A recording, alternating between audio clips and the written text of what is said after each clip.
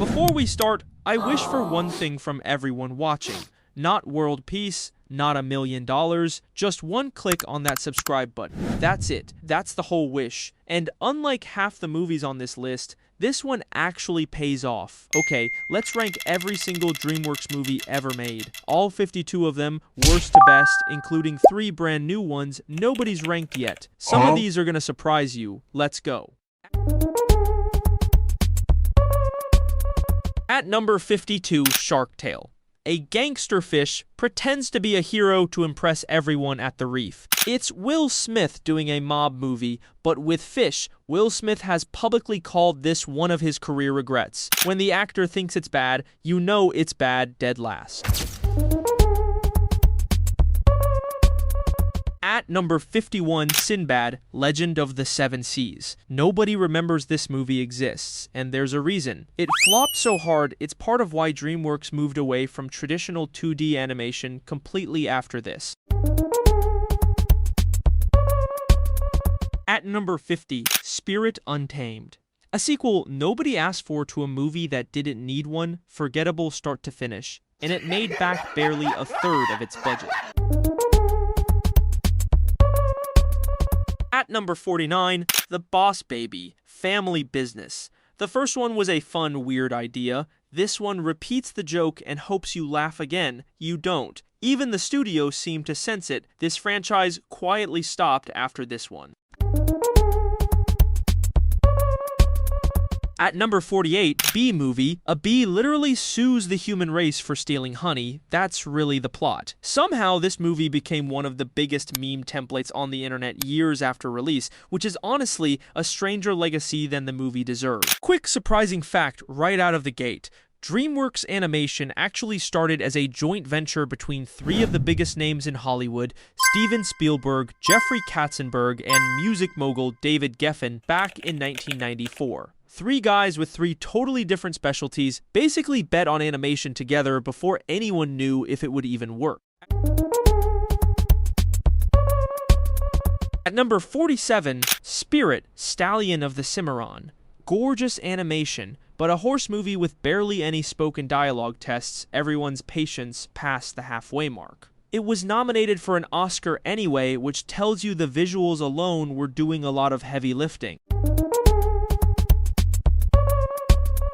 At number 46, Home. An alien accidentally invades Earth and befriends a teenage girl. It's fine. It's also completely forgettable, even with Rihanna both starring and doing the soundtrack.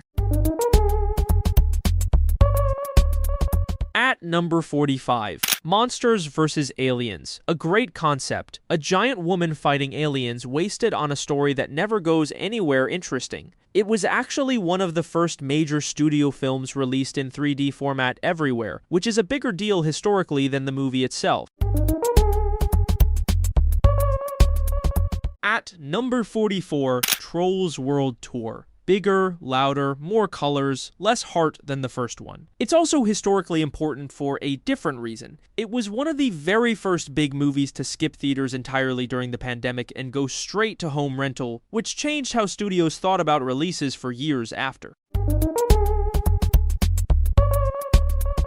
At number 43, Captain Underpants. The first epic movie. Fun if you're an actual kid, exhausting if you're not, surprisingly well reviewed by critics at the time, way better received than people who skipped it would assume, and it's based on a book series that's been one of the most challenged and banned books in American schools, which makes the movie's whole underwear superhero premise even funnier in context.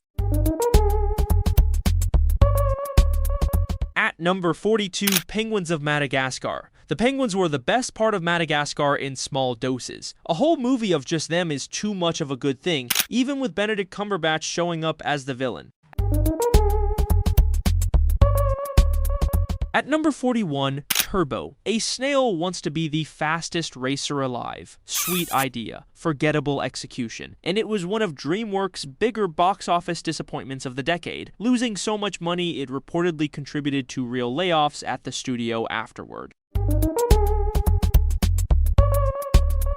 At number 40, Ruby Gillman, Teenage Kraken. a decent coming-of-age story buried under a mermaid twist you saw coming from the trailer. It underperformed so badly at the box office, it became a case study people still bring up when talking about DreamWorks' rough years, releasing the same summer as several other animated movies that ate up all the audience's attention.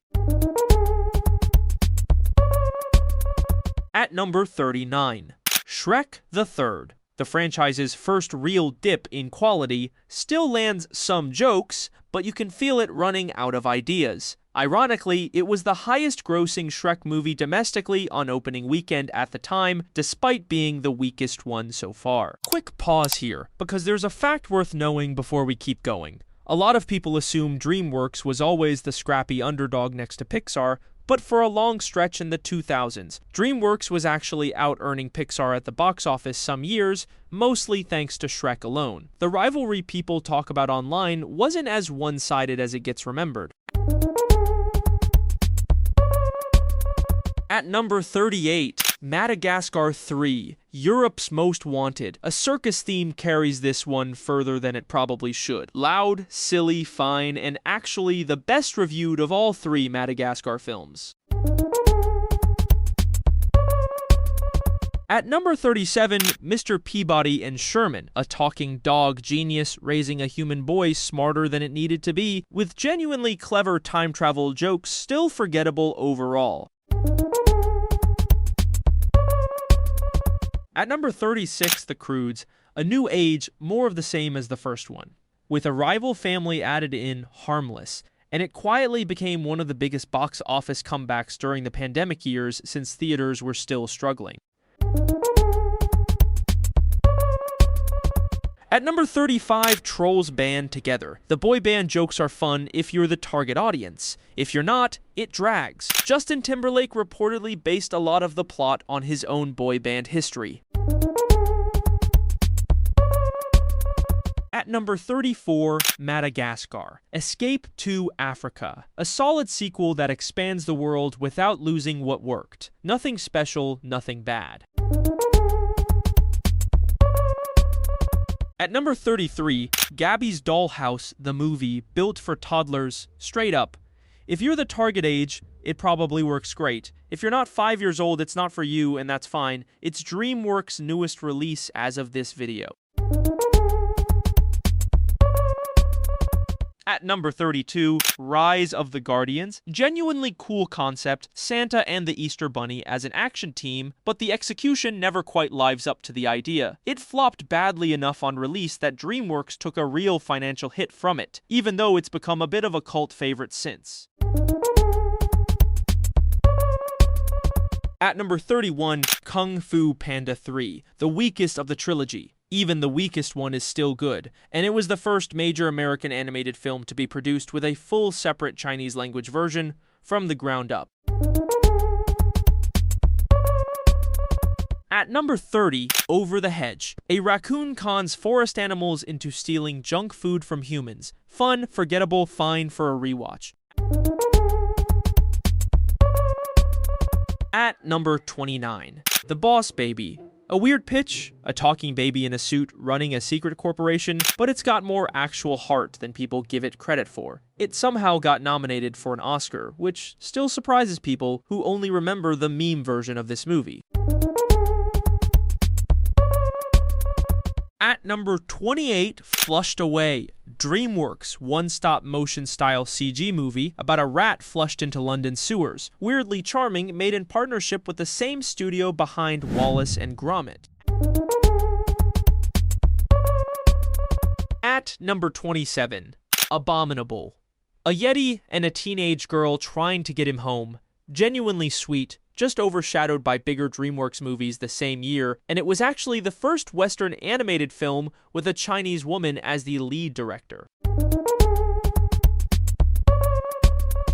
At number 26, Wallace and Gromit, The Curse of the Wer-Rabbit. Not DreamWorks' own house style, this is Aardman's stop-motion charm, and it's genuinely great. It won the Oscar for Best Animated Feature the year it came out, beating Tim Burton's Corpse Bride and Studio Ghibli's Howl's Moving Castle. Another surprise for you before we hit the top half. DreamWorks Animation almost didn't survive as its own company at all. In 2016, it was actually bought by NBC Universal after some rough years financially. Every single movie from that point forward, including everything left on this list, only exists because of that buyout. If that deal hadn't happened, some of the best movies coming up might never have been made.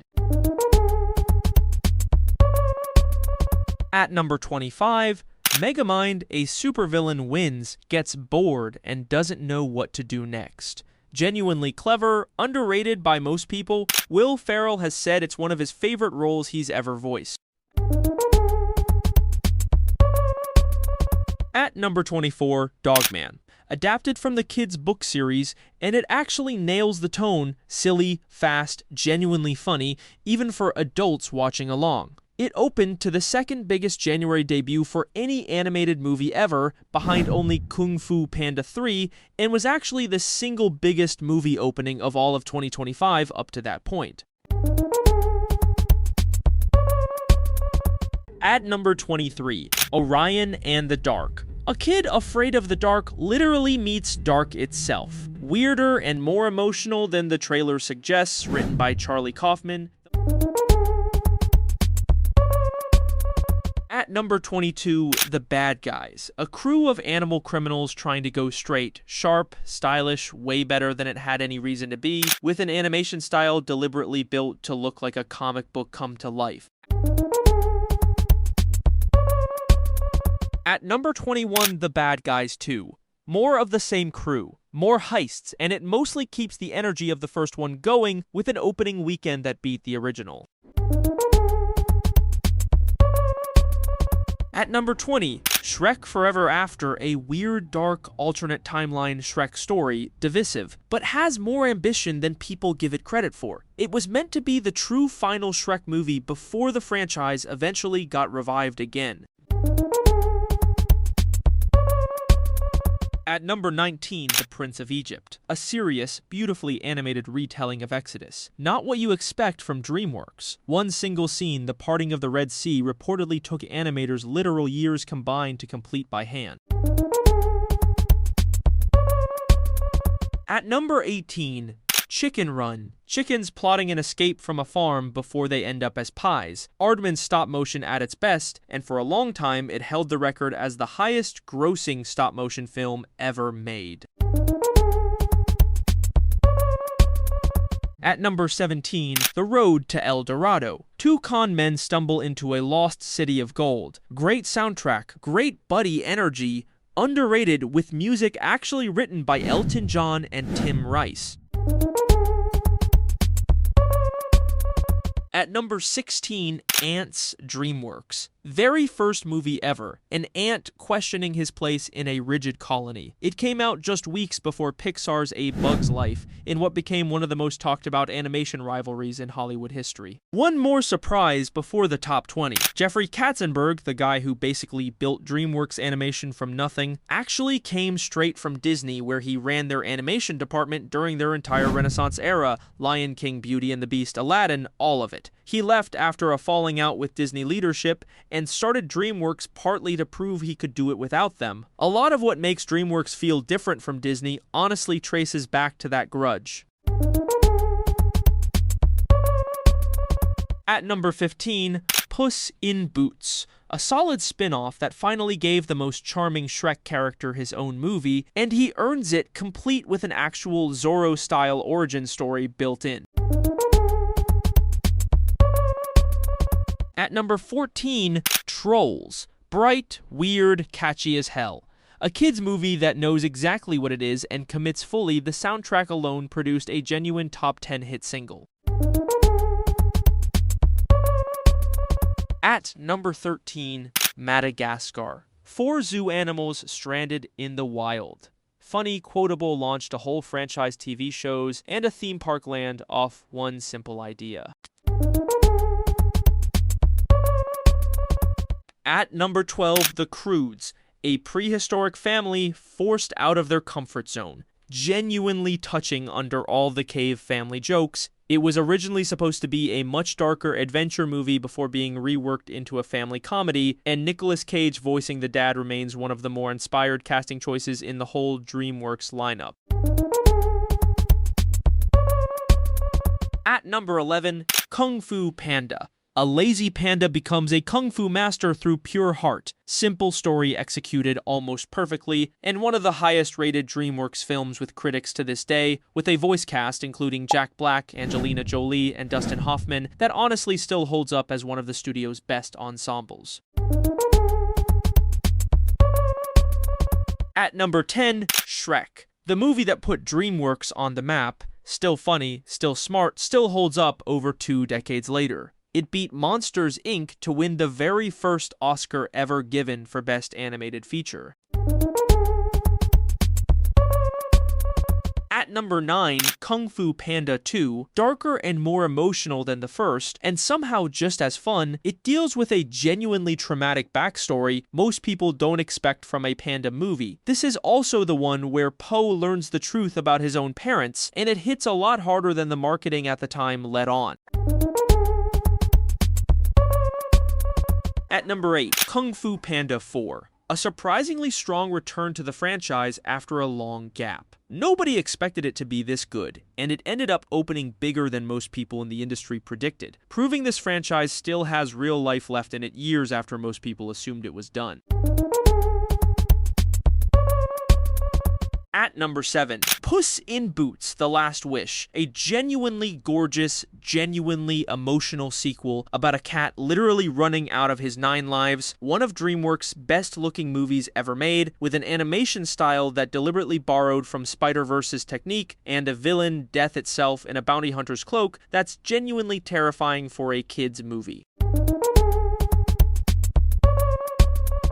At number 6, How to Train Your Dragon 2025 live action, a remake that actually respects the original instead of just cashing in on nostalgia. Rare for a remake to pull that off, and it opened to the best numbers of any dragon movie in the whole franchise, proving the story works even outside of animation. At number 5, The Wild Robot. A robot stranded on an island slowly learns what it means to care for something. Visually stunning, genuinely moving. One of DreamWorks' most beautiful films, made using an animation technique the studio built specifically for this movie to look like a painting in motion. This might be the single most acclaimed film DreamWorks has released in the last decade. At number 4, How to Train Your Dragon: The Hidden World, a satisfying emotional finale to the original animated trilogy. That closing scene alone made this one of the most talked about animated endings of its year, and it's one of the rare trilogy closers that actually sticks the landing instead of falling apart. At number 3, How to Train Your Dragon 2. Bigger stakes, real loss, animation that pushed the whole studio forward. It's one of only a small handful of sequels ever nominated for the Best Animated Feature Oscar, and the flying sequences in this movie are still used as a reference point for what animated action can look like.